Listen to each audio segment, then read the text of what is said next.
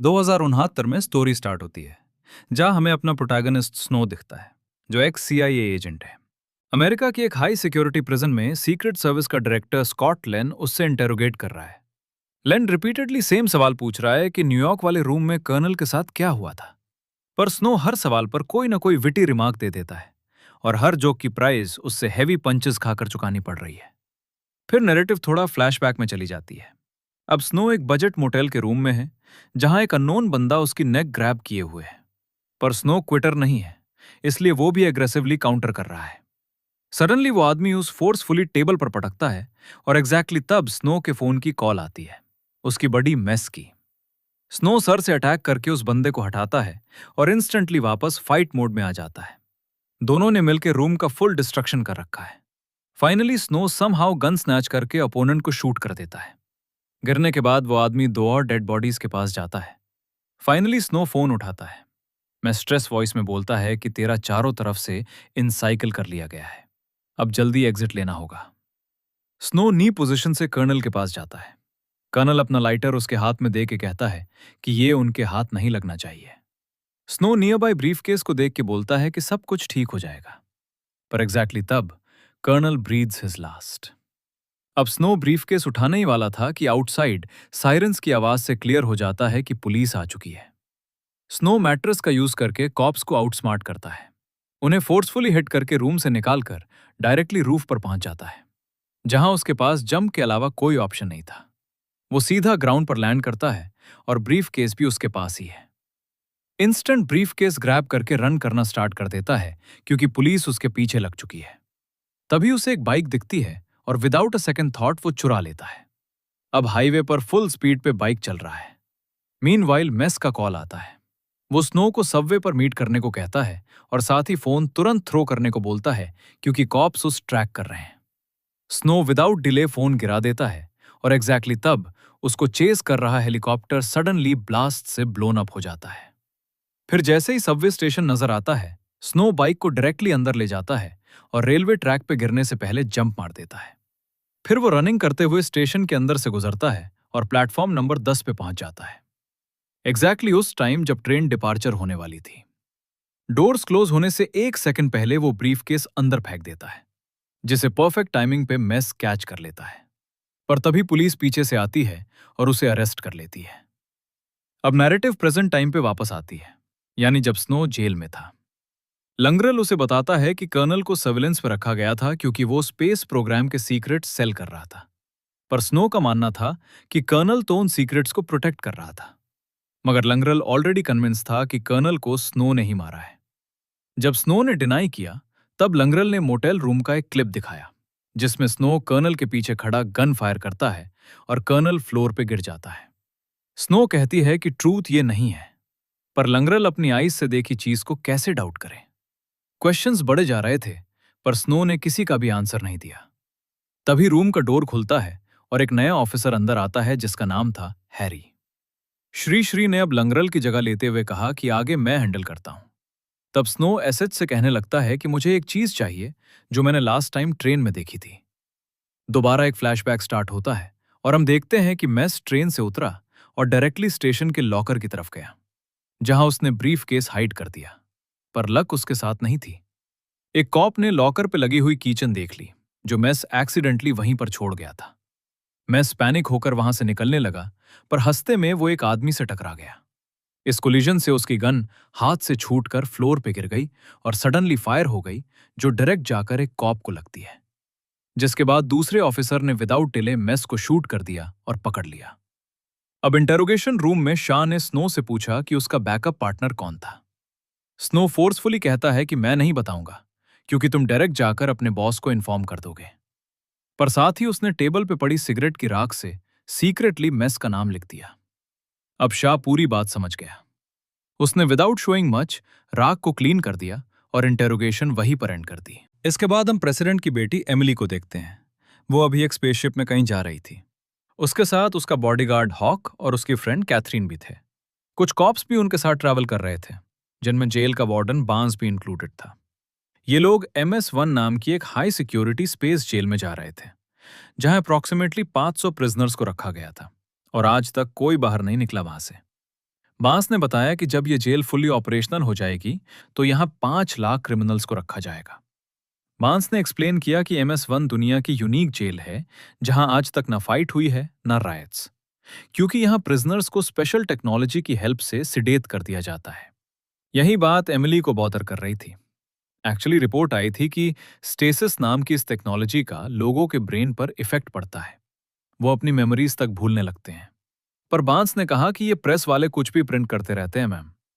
उसने ये भी बताया कि जेल का डिफेंस सिस्टम बहुत एडवांस वेपन से इक्विप्ड है। अब ये लोग फाइनली अंदर पहुंच ही गए। रूटीन सिक्योरिटी प्रोसीजर से गुजरने के बाद वो एलिवेटर से 3rd फ्लोर पे गए। एमिली ने बांस से पूछा कि क्या इस जेल का रियल मोटिव ये देखना है कि इंसान जब लॉन्ग टाइम स्पेस में रहते हैं तो क्या होता है उनके साथ। जिस पर बांस ने कहा कि मैम ये जेल मैंने नहीं बनाई, मैं बस यहाँ काम करता हूँ, मुझे इससे ज्यादा नहीं पता कुछ। फिर बांस उन्हें वो प्रिजनर दिखाने ले गया जो अपने स्टेटस कैप्सूल में डीप स्लीप में सो रहे थे। उसने बताया कि उनके लिए एक इंटरव्यू रूम प्रिपेयर किया गया है, पर वहां वेपन्स अलाउड नहीं है। एनीवे, हॉक ने फिर भी अपनी गन पैंट्स के नीचे हाइड करके रखी।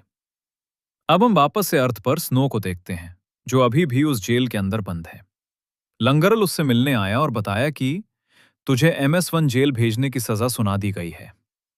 थोड़ी देर बाद उसे एक दूसरे रूम में ड्रैग करके ले जाया गया, जहां पर उसे कोई इंजेक्शन लगाया जाने वाला था। इसी बीच MS-1 में एमिली की मुलाकात एक पागल और खूंखार प्रिजनर हाइड से करवाई गई। एमिली ने उससे कुछ सवाल करने की कोशिश की, पर हाइड उस पर ध्यान ही नहीं दे रहा था। हॉक को यह बिल्कुल पसंद नहीं आया और प्रिजनर को कंट्रोल करने के लिए उसने उसका सर टेबल पर फोर्सफुली प्रेस कर दिया। पर हाइड ने इस चांस का एडवांटेज लिया और हॉक की हिडन गन स्टील कर ली। हॉक को धक्का देकर उसने वॉल के एक पार्ट पर गन फायर कर दी, जिससे वहां एक मैसिव ब्लास्ट हुआ। इस ब्लास्ट से रूम में प्रेजेंट सब लोग हिल गए और हॉक अनकॉन्शियस हो गया। मगर हाइड जरा सा भी नहीं घबराया।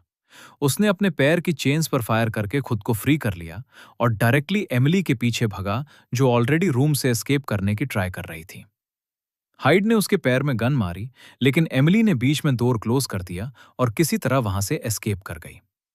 फिर हम स्पेस पुलिस की एक शिप को देखते हैं, जहां अलार्म्स बजने लगे थे और उन्हें MS-1 में लगी हुई फायर की वार्निंग मिल चुकी थी। उधर एमिली कंट्रोल रूम में घुसी और एक साइंटिस्ट को हाइड करने को कहा, और फिर वो खुद भी हाइड हो गई। मगर सून हाइड भी उस कंट्रोल रूम में घुस आया। उसने अपनी गन साइंटिस्ट को पॉइंट कर दी और एंग्री टोन में पूछा कि एमिली कहाँ है। साइंटिस्ट बहुत कंफ्यूज था, उसे कुछ भी समझ नहीं आ रहा था। कोई आंसर ना मिलने पर हाइड और भी प्रोवोक्ड हो गया। उसने साइंटिस्ट को फोर्सफुली धक्का दिया, जिससे वो कंट्रोल पैनल्स के बटन्स पर जा गिरा और एक्सीडेंटली कंट्रोल रूम एक्टिवेट हो गया। जैसे ही हाइड को समझ में आया कि क्या हुआ है, उसने इंस्टेंटली साइंटिस्ट को ग्रैब कर लिया और फोर्स किया कि सारे प्रिजनर्स को उनके कैप्सूल से रिलीज कर दे। फिर जैसे ही काम खत्म हुआ, हाइड ने विदाउट हेजिटेशन उसे शूट कर दिया। फिर वो ड्रामा करते हुए रूम से निकलने का नाटक करने लगा, पर कुछ ही मोमेंट्स बाद एमिली के सामने आ खड़ा हुआ। अब पूरी जेल में केओस मच चुकी थी। जो प्रिजनर्स अभी तक सो रहे थे, वो अब फ्री होकर हर तरफ डिस्ट्रैक्शन और राइट्स करने लगे। वहीं एक कैप्सूल में हाइड का भाई एलेक्स भी था। जब गार्ड्स उसके पास से गुजरे तो उसने स्लीपिंग का नाटक किया। जैसे ही गार्ड्स आगे बढ़े, वो सडनली पीछे से उन पर अटैक कर दिया, उन्हें अनकॉन्शियस किया और उनके वेपन स्टील कर लिए। इसी बीच इंटेरोगेशन रूम में हॉक कॉन्शियस हो गया। उसे इंस्टेंटली समझ आ गया कि कुछ बहुत बुरा हो चुका है, इसलिए उसने इंस्टेंटली लेन को मैसेज भेजा। उधर कंट्रोल रूम में हाइड ने एमिली को कैच कर लिया था। उसने एमिली को टेबल पर फोर्सफुली प्रेस किया। वो उसके साथ फोर्स करने की ट्राई कर रहा था। तभी एलेक्स वहां पहुंच गया, जो प्रिजनर्स के एक स्मॉल ग्रुप का लीडर बन चुका था। उसने हाइड को रोका और कहा कि हमें पुलिस का फेस करना है। उसके लिए हमें हॉस्टेजेस चाहिए होंगे। हम इस लड़की को शील्ड बना सकते हैं। उसकी वक्त पुलिस ने प्रिजनर से कांटेक्ट करने की कोशिश की। तभी एलेक्स ने स्क्रीन पर पुलिस स्पेसशिप्स को अपनी तरफ आते देखा और वो समझ गया कि उन्हें सराउंड कर अब लिया हाइड ने गया एक है। और साइंटिस्ट को पकड़कर सिक्योरिटी सिस्टम एक्टिवेट करने को कहा, मगर साइंटिस्ट ने डर के मारे बड़ा सा रेड बटन दबा दिया, जिससे उस एडवांस जेल के वेपन्स एक्टिवेट हो गए और उसने पुलिस के शिप्स पर ही फायरिंग स्टार्ट कर दी।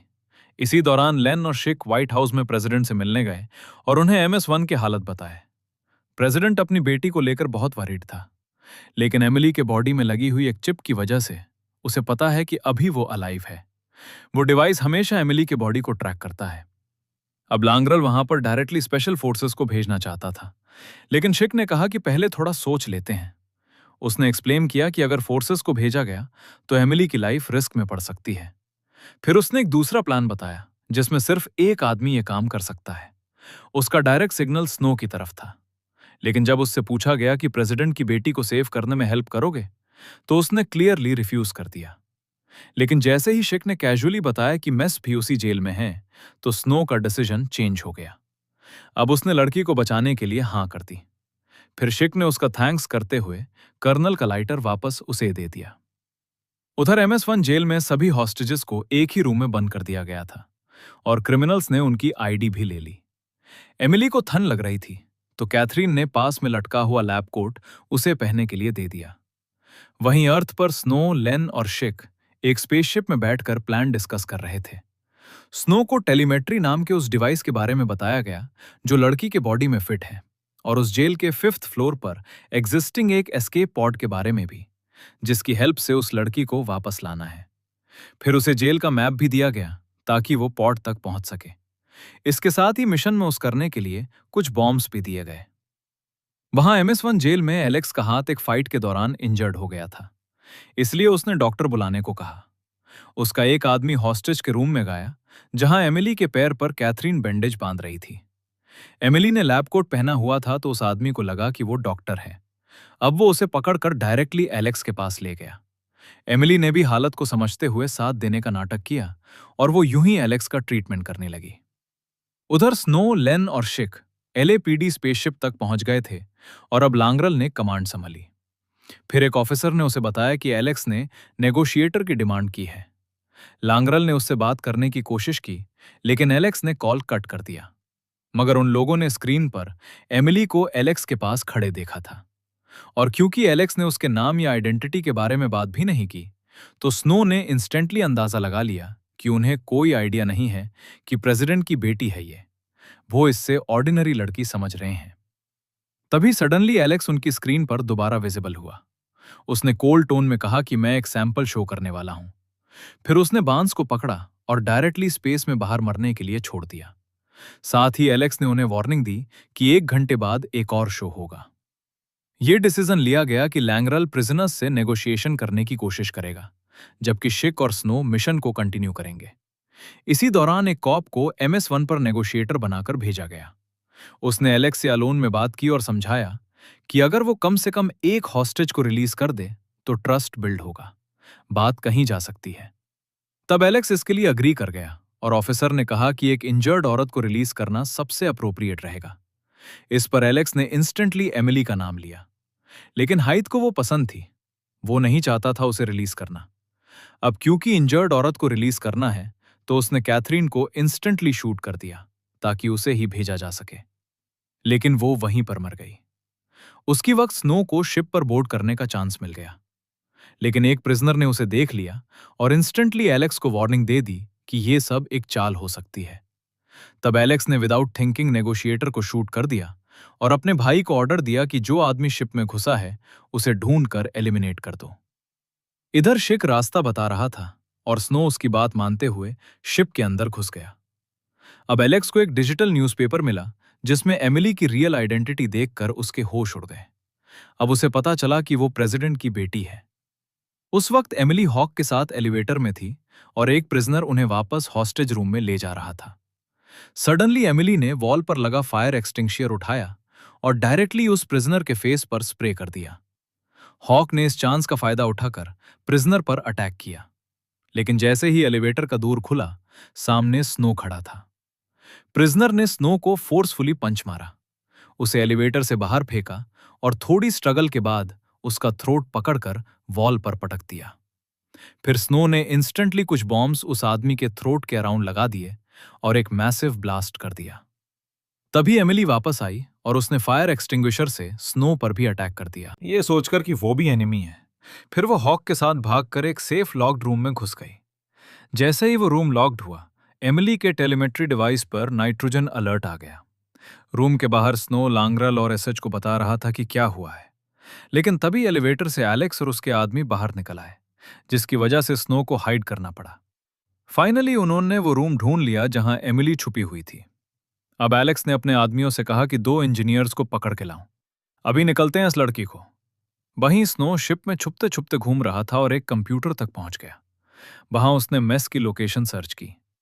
यूज एमिली के ऑक्सीजन प्रॉब्लम के बारे में भी पता चला, लेकिन रूम लॉक्ड होने की वजह से उसे समझ नहीं आ रहा था कि क्या करे। उधर लॉक्ड रूम के बाहर 2 इंजीनियर्स आ गए।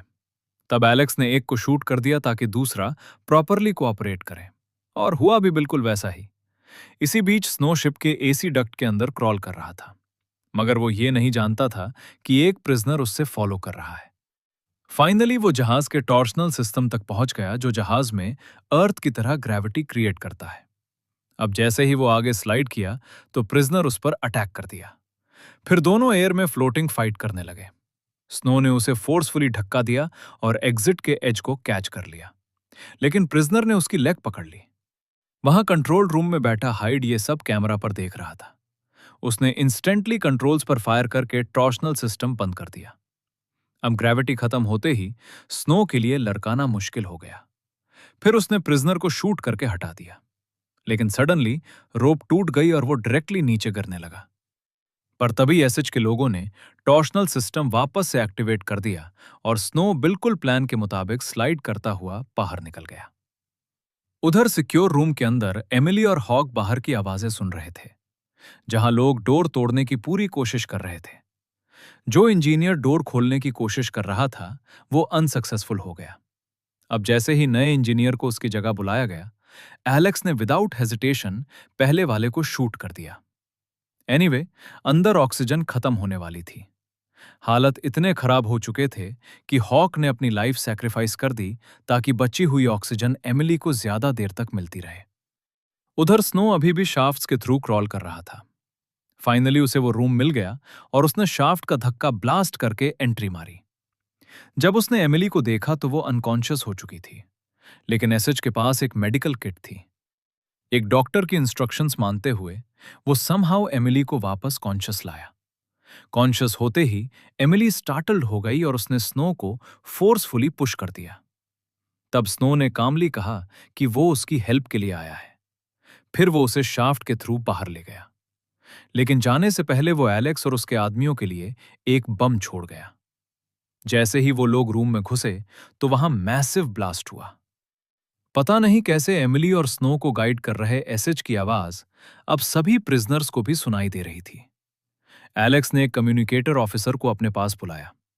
एलेक्स ने उससे कहा कि सिग्नल कट कर दे वरना तेरी गर्दन काटूंगा मैं। अब एसएच की गाइडेंस के बिना स्नो और एमिली गलत तरफ मुड़ गए और अब वो रूफ तोड़ते हुए एक अननोन रूम में जा गिरे। फिर भी वो रुके नहीं। सून एक मेडिकल रूम में पहुंचे। वहां स्नो ने एमिली के वूंड्स का ट्रीटमेंट किया और साथ ही उसे बताया कि तेरे पापा प्रेसिडेंट ने मुझे भेजा है। तब एमिली ने पूछा कि बाकी लोगों का क्या, उन्हें भी तो पकड़ा हुआ है।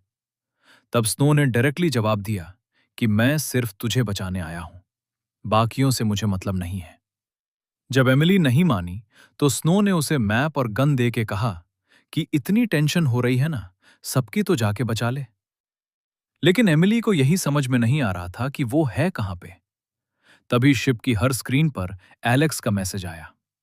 उसने एमिली की आईडी की फोटो दिखाई और सबको ऑर्डर दिया कि अगर वो दिखे तो उसे पकड़ ले।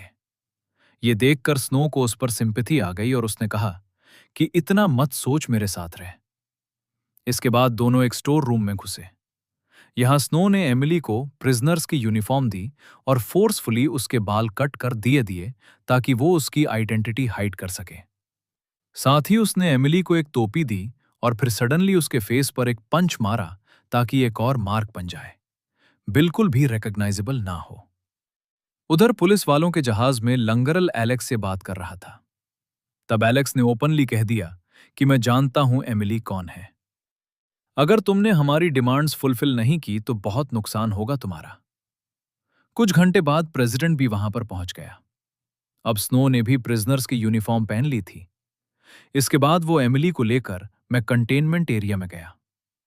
इनिशियली तो वो क्राउड में ऐसा घुला कि किसी को शक ही नहीं हुआ, लेकिन आगे एक जगह जाकर पासवर्ड रिक्वायर्ड था, जो स्ट्रेट फॉरवर्ड बात है, उन्हें नहीं पता था। तब स्नो ने सिचुएशन हैंडल करने के लिए प्रिजनर को फोर्सफुली मारा और भागने लगा। ये देखकर बाकी प्रिजनर्स उसके पीछे दौड़ पड़े। इधर स्नो फायर करते हुए भाग रहा था, लेकिन एमिली एक स्टक डोर में फंस गई। तब स्नो ने उसे कहा कि गन को तू संभाल। जब तक वो खुद डोर को फोर्सफुली खोलने की कोशिश करने लगा, वहीं डोर के दूसरी तरफ मेस प्रेजेंट था। अब वो तीनों एक और रूम में घुस गए और उसे बंद कर दिया।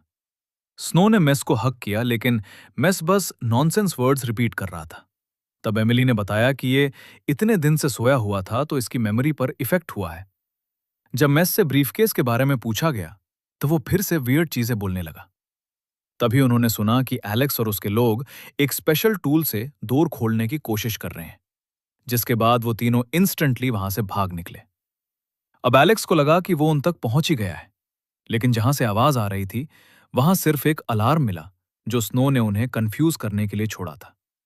मगर इस सब के बीच MS-1 जहाज कंट्रोल खोने लगा और डायरेक्ट जाकर इंटरनेशनल स्पेस स्टेशन से कोलैड कर गया। अब हालत और भी ज्यादा डेंजरस हो चुके थे। कलीजन की वजह से स्पेसशिप के हल में प्रॉब्लम हो गई और मेस बाकी सबसे अलग हो गया। स्नो ने उसे पैनिक बटन प्रेस करने को कहा, लेकिन मेस उसकी बात को समझ ही नहीं पा रहा था। इसलिए स्नो डोर खोलने के लिए कुछ ढूंढने निकल गया। एमिली ने तब तक मेस के मुंह से और भी नॉनसेंस बातें सुनी, लेकिन जब स्नो वापस आया तो पता चला कि दूर खोलना तो इम्पॉसिबल है और मेस कोल्ड में फ्रीज होकर मर चुका था।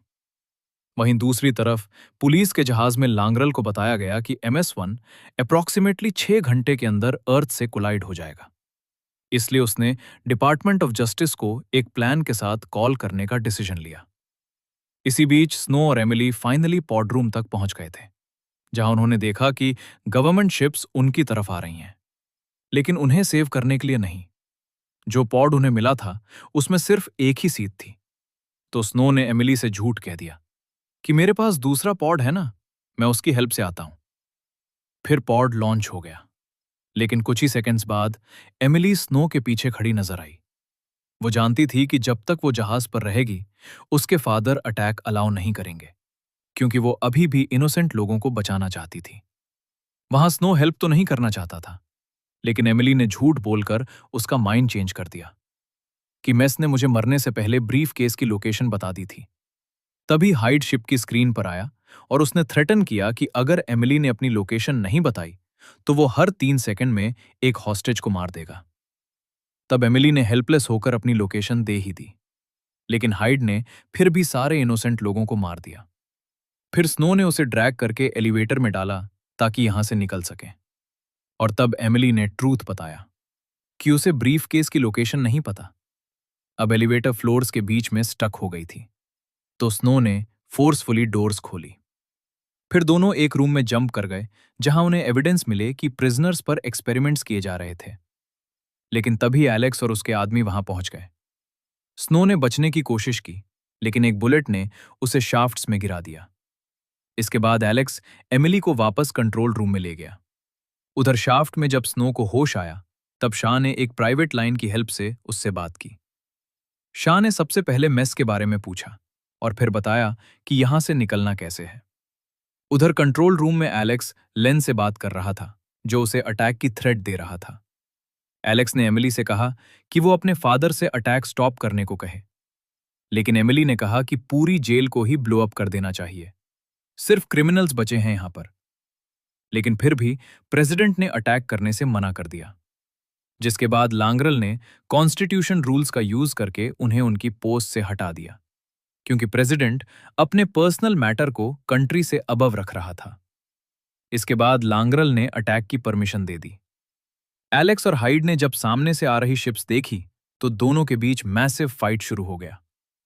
हाइड ने अपने ही भाई को नाइफ मार दी और एमिली के पीछे भाग रहा था, लेकिन बिल्कुल राइट टाइम पर स्नो वहां पहुंच गया और उसने हाइड को अनकॉन्शियस कर दिया।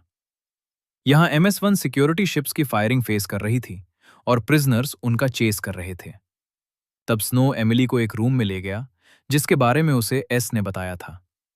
अब दोनों ने डोर लॉक किया, स्पेशल स्पेस सूट्स पहने और जहाज में ब्लास्ट होने से बिल्कुल पहले जंप कर गए। ब्लास्ट की फोर्स ने उन्हें इतनी फोर्सफुली पुश किया था कि वो डायरेक्ट अर्थ पर लैंड कर गए। जहां पुलिस ने उन्हें ढूंढ लिया और फाइनली एमिली को रेस्क्यू कर लिया गया। फिर स्नो को दोबारा अरेस्ट कर लिया गया। कुछ दिन बाद एमिली हॉस्पिटल बेड पर थी जब उसके टैबलेट पर लिखे कोर्ट ने उसे सब कुछ समझा दिया। अब वो मेस के लास्ट वर्ड्स को समझ चुकी थी, यानी अब उसे रियली ब्रीफ केस की लोकेशन पता थी। अब एमिली इंस्टेंटली हॉस्पिटल से निकलकर डायरेक्टली स्टेशन पहुंची और मेस के वर्ड्स में छुपा हुआ नंबर डिकोड किया।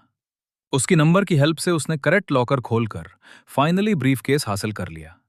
इसके बाद वो मोटेल रूम भी गई और वहीं हमें पता चला कि उस दिन फाइनली क्या हुआ था। स्नो ने एग्जैक्टली उस वक्त फायर किया था जब एक हिडन अटैकर ने कर्नल पर फायर कर दिया था, और लांगरल, जो कि साथ की बिल्डिंग की रूफ से सब कुछ देख रहा था, उसे लगा कि गन स्नो ने ही फायर की है। फिर एमिली ने ब्रीफ केस अपने फादर को दिया और कहा कि कुछ तो आपको करना होगा। इसके बाद हम डिटेंशन सेंटर को देखते हैं जहां स्नू से मिलने आया था। तब एक कॉप ब्रीफ केस स्नू के पास लेकर आया ताकि उसे स्नू को दिखाया जा सके। स्नो ने एक्सप्लेन किया कि कर्नल सीक्रेट सेल नहीं कर रहा था, बल्कि उन्हें वापस कर रहा था वो तो। लेकिन जब स्नो ने ब्रीफकेस खोला तो वो एकदम एम्प्टी निकला। स्नो ने इंस्टेंटली कहा कि ये तो वियर्ड बात है, तुम्हें पहले से पासवर्ड कैसे पता? तब ये रिवील होता है कि स्नो एक मोल था और लांगरल वहां उसे अरेस्ट करने पहुंच चुका था। अब उसकी इनोसेंस प्रूव हो चुकी थी, तो स्नो फाइनली डिटेंशन सेंटर से बाहर निकला। वो सिगरेट लाइट करने की कोशिश कर ही रहा था कि तभी उसे पता चला कि लाइटर के अंदर एक सीक्रेट एसडी कार्ड छुपा हुआ है, और यही वो रियल चीज थी जिससे कर्नल ने कहा था कि एनिमी के हाथ ना लगे। सडनली एमिली वहां आई और उसने बताया कि मुझे तेरा रियल नाम पता चल गया है, मेरियन है ना। अपना रिवेंज लेने के लिए एमिली ने उसे एक पंच मारा और फिर दोनों एक दूसरे के साथ जोक करते हुए वहां से निकल गए।